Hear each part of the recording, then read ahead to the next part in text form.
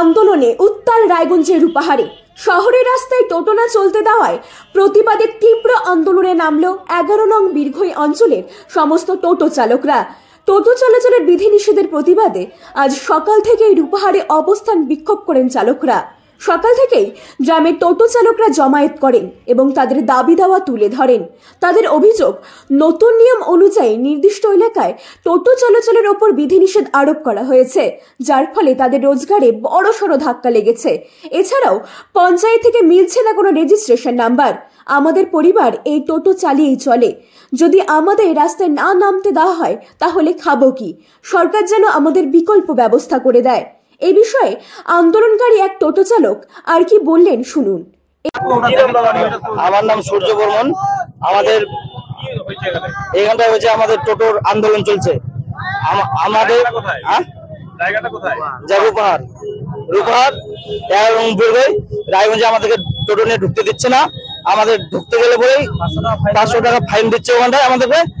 তারপর রায়গঞ্জ পৌরসভা ঢুকতে গেলে পরেই কারো জামার কলার ধরছে। আমরা তো নিজে দেখছি।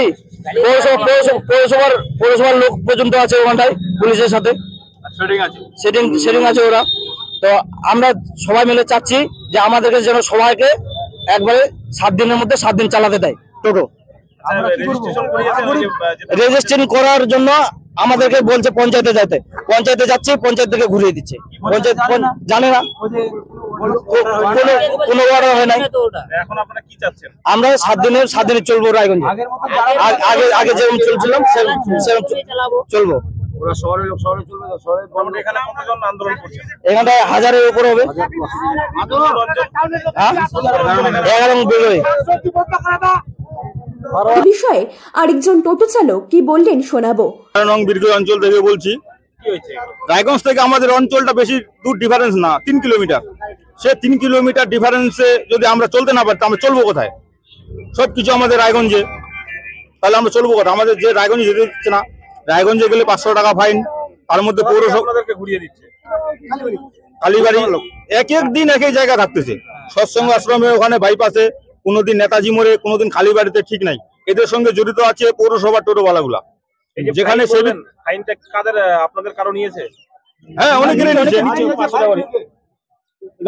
নিচে। এদের সঙ্গে জড়িত আছে পৌরসভা টোটোওয়ালাগুলা। পুলিশ কিছু বলছে না, সেবিক যেদিন কিছু বলছে না সেদিন পৌরসভা টোটোওয়ালাগুলো আমাদের গ্রামে টোটোওয়ালাদেরকে দেখে কলার ধরে নামাই দিচ্ছে, নিচে নামাই দিয়ে বাড়ি ঘোরা দিচ্ছে। এতে পৌরসভা টোটোওয়ালাগুলোরও দাপট বেড়ে গেছে। এ নিয়ে আমাদের মারপিট হয়েছে জায়গায়। বিষয়টা জানিয়েছেন? পঞ্চায়েতে বিষয়টা জানিয়েছি, প্রধানকে বলছিলাম। প্রধান বলতেছে আমাদের এই সম্বন্ধে কোনো কিছু আমি জানি না, বলতে পারছি না। সবাই মাথা টানিয়ে নিচ্ছে।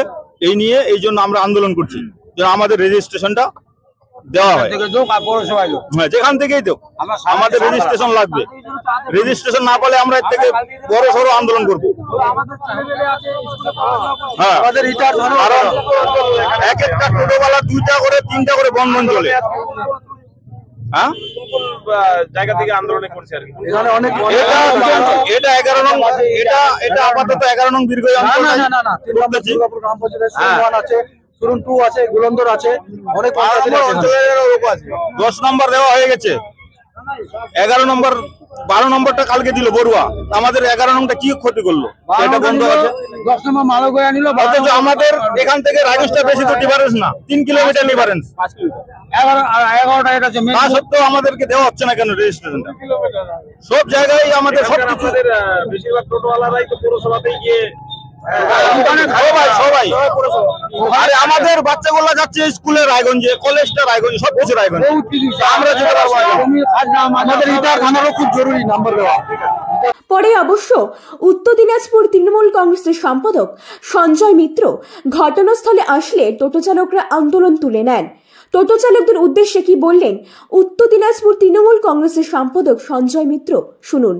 রায়গঞ্জ থেকে ক্যামেরায় নয়ন দাসের সাথে শান্তনু চক্রবর্তী রিপোর্ট, আর বঙ্গ সংবাদ। আমি নাম সঞ্জয় মিত্র, আমি জেলা তৃণমূল কংগ্রেসের সম্পাদক আছি।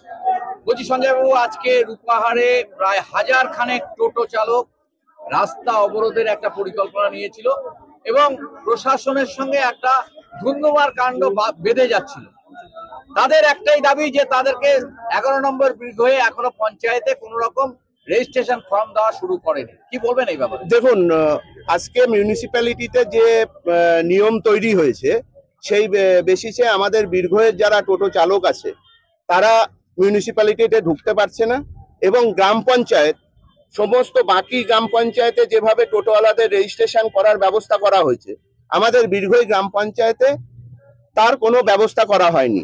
তো আমি বিডিও ম্যাডামের সঙ্গে কথা বলেছি, বিডিও ম্যাডাম বলেছে অলরেডি অর্ডার দেওয়া আছে, বীরভূমে টোটোর রেজিস্ট্রেশন হবে এবং বীরভূমে যারা টোটোওয়ালা আছে যেটা নিয়ম হয়েছে মিউনিসিপ্যালিটিতে সেই অনুযায়ী টোটো চলবে। এবং আমার সঙ্গে সম্মানীয় অ্যাডমিনিস্ট্রেটর রায়গঞ্জ মিউনিসিপ্যালিটি সন্দীপ বিশ্বাস মহাশয়েরও কথা হয়েছে, সম্মানীয় আইসি সাহেবের কথা হয়েছে। বীরভূমে টোটো গ্রামের হলেও আমরা রায়গঞ্জ ব্লকের আন্ডারে, রায়গঞ্জ পঞ্চায়েতে পিএস মানে থানার আন্ডারে আমরা মিউনিসিপ্যালিটি নিয়ম মেনে আমাদের রেজিস্ট্রেশন আমরা ঠিক করলাম। যদি বীরভূম গ্রাম পঞ্চায়েত আগামী বুধবার থেকে যদি রেজিস্ট্রেশন শুরু না করলো আমরা এর থেকে বড় আন্দোলনে যাব এবং বীরভূম গ্রাম পঞ্চায়েত আমরা সবাই মিলে ওখানে ধর্নায় বসে যাব যত সময় আমাদের রেজিস্ট্রেশন হবে না। কিন্তু আমাদের যারা বীরভূমের টোটোওয়ালা আছে তাদের পেটে লাথি পড়বে, এটা আমরা মানব না, আর আমরা টোটোওয়ালাদের সঙ্গে আছি। বলছি যে সঞ্জয় বাবু, যেটা আপনি আপনার টোটো ভাইদের উদ্দেশ্যে বক্তব্য রাখার সময় বললেন যে যদি 2-3 দিনের মধ্যে রেজিস্ট্রেশন ফর্ম দেওয়া শুরু না করে তাহলে বীরভূম পঞ্চায়েত দখল করে দেবো। হ্যাঁ, আমরা দখল আমরা দখল মানে আমরা ওখানে গিয়ে সমস্ত টোটো যারা আছে এবং ব্যক্তিগতভাবে আমি নিজে পঞ্চায়েতের সামনে গেটে আমরা ওখানে অনশনে বসে যাব। এটাই দখল, যে আমরা গেট ক্লোজ করে আমরা পঞ্চায়েতের সামনে বসে যাব।